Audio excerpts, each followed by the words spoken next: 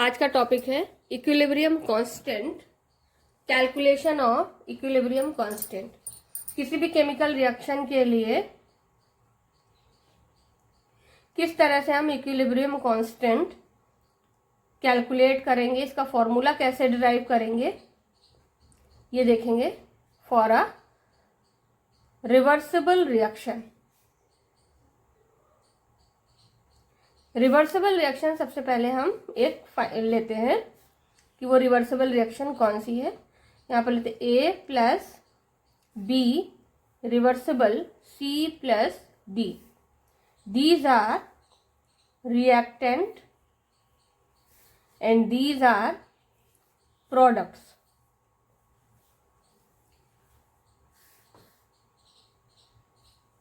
अब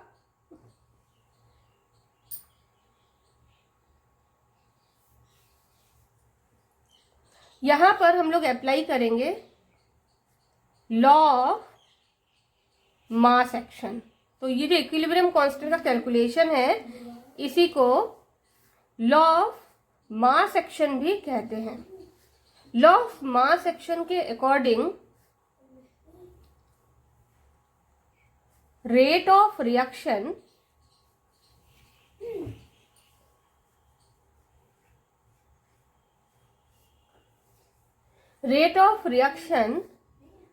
is directly proportional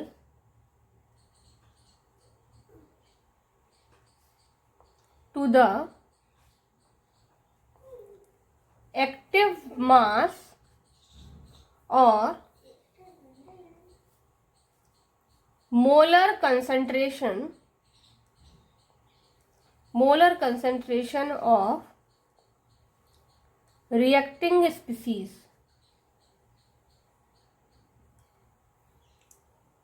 इसका मतलब क्या है? इस स्टेटमेंट का मतलब है कि किसी पर्टिकुलर केमिकल रिएक्शन के लिए, सपोज रिएक्शन में रिएक्टेंट से प्रोडक्ट का फॉर्मेशन हो रहा है, तो कंसंट्रेशन, अगर हम इसको रिवर्सिबल रिएक्शन कर दें, ये रिवर्सिबल रिएक्शन हो गई, कंसंट्रेशन ऑफ रिएक्टेंट्स, इसको रिप्रेजेंट करेंगे स्क्वायर ब्रैकेट में इस तरह से, and it is molar concentration.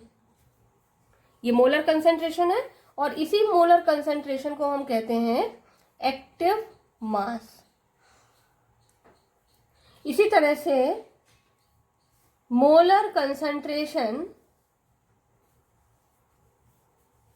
Of product is equal to this, square bracket के अंदर P लिख देंगे। तो ये इस तरह से R और P की जगह जो भी रिएक्टेंट होगा उसका सिंबल या फॉर्मूला लिखेंगे। तो ये किसका हो गया? एक्टिव मास किसका? प्रोडक्ट का हो गया। और एक्टिव मास की यूनिट क्या होगी? मोल पर लीटर।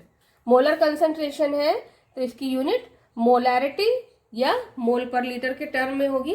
अब हम बात करते हैं कि जब किसी केमिकल रिएक्शन में एक से ज्यादा रिएक्टेंट होंगे तब हम क्या करेंगे? लॉ ऑफ मास एक्शन के अकॉर्डिंग अगर किसी रिएक्शन में एक रिएक्टेंट है तब रेट ऑफ, अभी हम, ये फॉरवर्ड रिएक्शन है, फॉरवर्ड रिएक्शन, और नीचे इट इज बैकवर्ड रिएक्शन।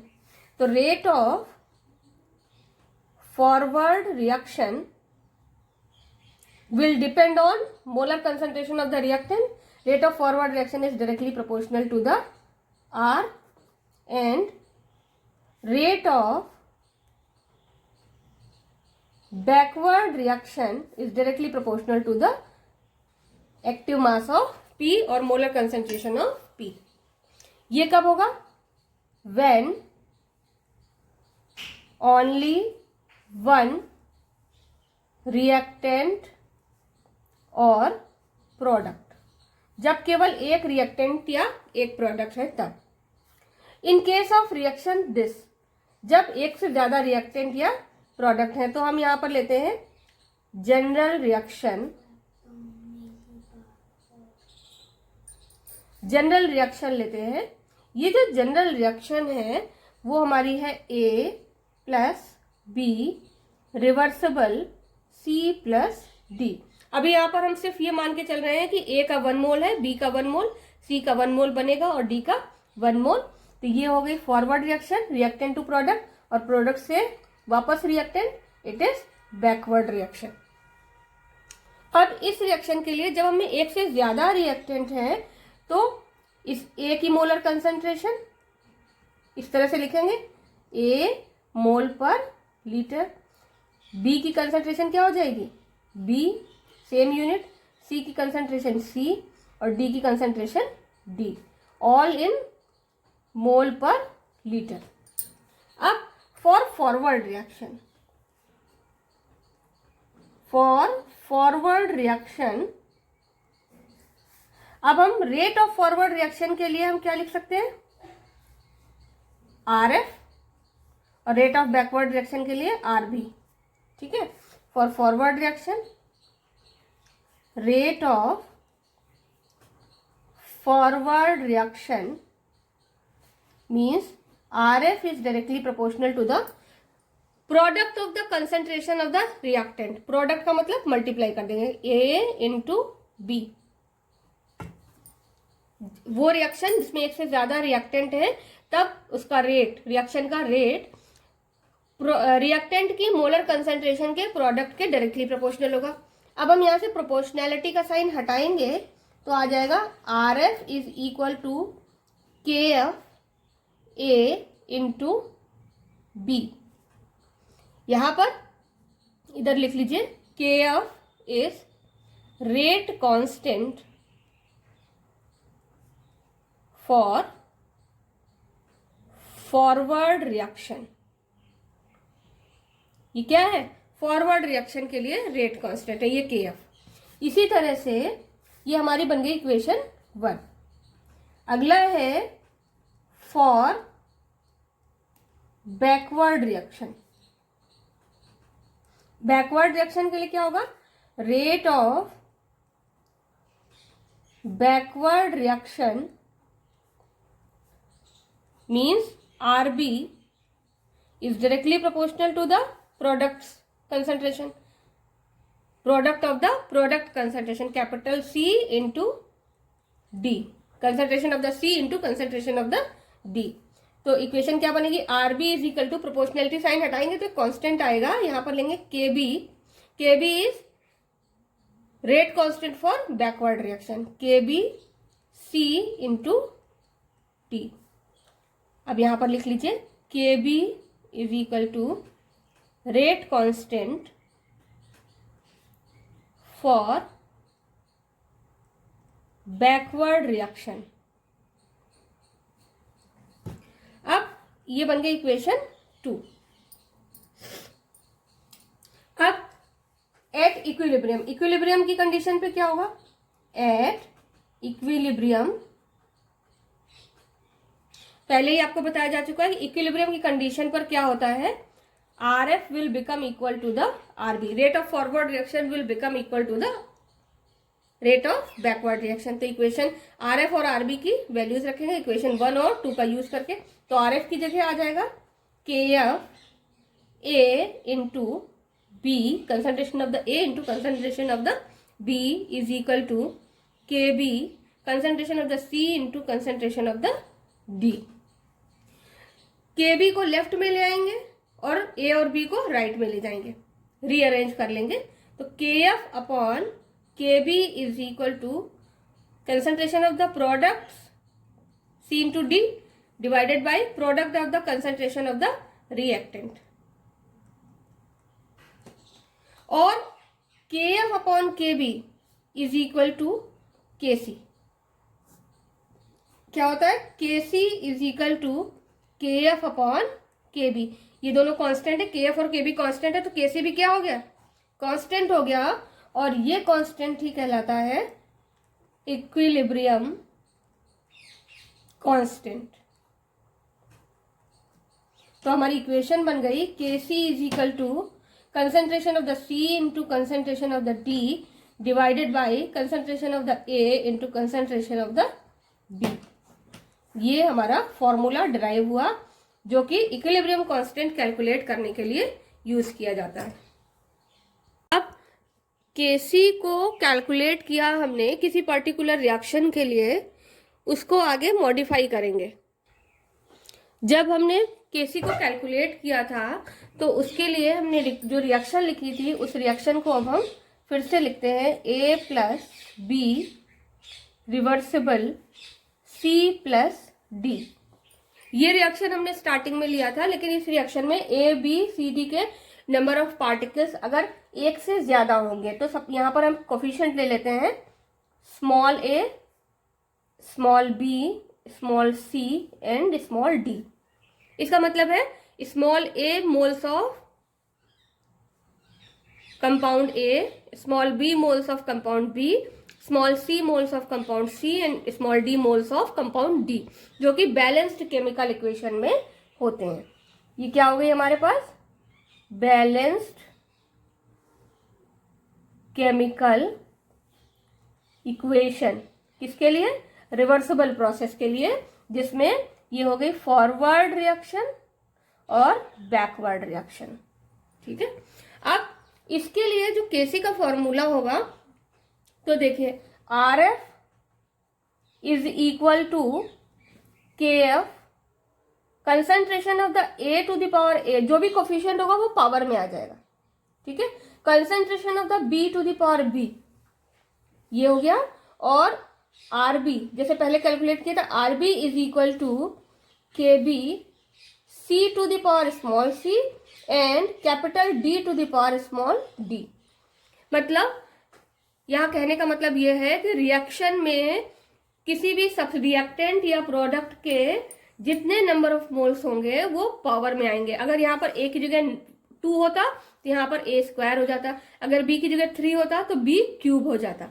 ठीक है, अब इसके लिए जब हम के सी इज इक्वल टू लिखेंगे तो कैसे, केसी लिखने के पहले at equilibrium R F is equal to R B, then it will be K F is equal to A to the power small A, B to the power small B is equal to, sorry यहाँ equal का sign नहीं है, K F A to the power small A and b to the power small b is equal to kb c to the power small c and capital D to the power small d. Kf upon kb is equal to kc and it will be equal to capital C to the power c into capital D to the power small d, capital A to the power small a and capital B to the power small b. ये आ गया केसी के लिए formula, हमारा derive हो गया पूरा formula. और इस फॉर्मूले में सी और डी क्या है, प्रोडक्ट्स, और ए और बी क्या है, रिएक्टेंट्स। हमेशा याद रखिएगा। तो केसी किस पे डिपेंड करता है, प्रोडक्ट और रिएक्टेंट की कंसंट्रेशन एट इक्विलिब्रियम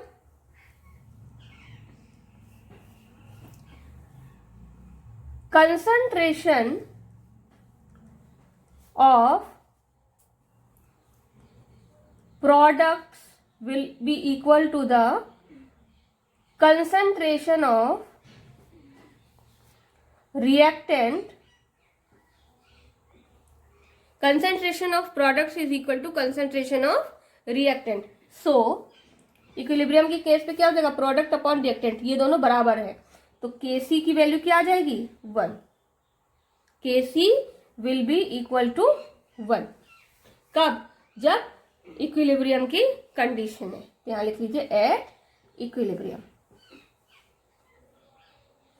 और इस फॉर्मूले से हम क्या डिसाइड कर सकते हैं, इफ प्रोडक्ट्स, यहां ऐसे लिख लिया तो इसका मतलब concentration of the product is greater than reactant. इसका मतलब क्या हो गया, concentration of the product is greater than the concentration of the reactant. ये कब होगा, जब प्रोडक्ट का अमाउंट ज्यादा है, रिएक्टेंट का अमाउंट कम है, तब क्या होगा, in such case Kc will be greater than 1। K C की वैल्यू 1 से ज्यादा आ जाएगी, क्योंकि प्रोडक्ट हमने ऊपर लिखा हुआ है, प्रोडक्ट का अमाउंट ज्यादा है, रिएक्टेंट का कम है, तो केसी की वैल्यू 1 से ज्यादा होगी। ठीक है, एक तो ये पॉइंट हुआ, दूसरा ये पॉइंट हुआ, ये एमसीक्यूज में आते हैं। थर्ड पॉइंट क्या होगा? If product is less than reactant, in such condition KC will be less than 1। क्योंकि प्रोडक्ट का अमाउंट जब ज्यादा होगा तो रिएक्टेंट का कम होगा, जब प्रोडक्ट का अमाउंट कम है और रिएक्टेंट का ज्यादा है, तो जब हम डिवाइड करेंगे तो हमें केसी की वैल्यू लेस देन 1 मिलेगी। दूसरी खास बात और क्या हम यहां से इंडिकेट कर सकते हैं इसी इक्वेशन को यूज करते हुए, in when KC is equal to 1, in that situation RF is equal to RB. If Kc is greater than 1, product is more than reactant, it means RF is greater than RB. Rate of forward reaction is greater than rate of reverse reaction.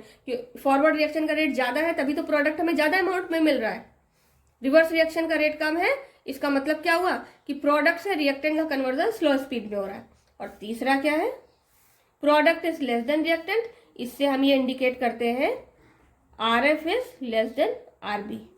Product का amount कम है, इसका मतलब forward reaction का rate कम है। तो ये जो conclusion हमने निकाले ये आपके एग्जाम के लिए बहुत इंपॉर्टेंट है।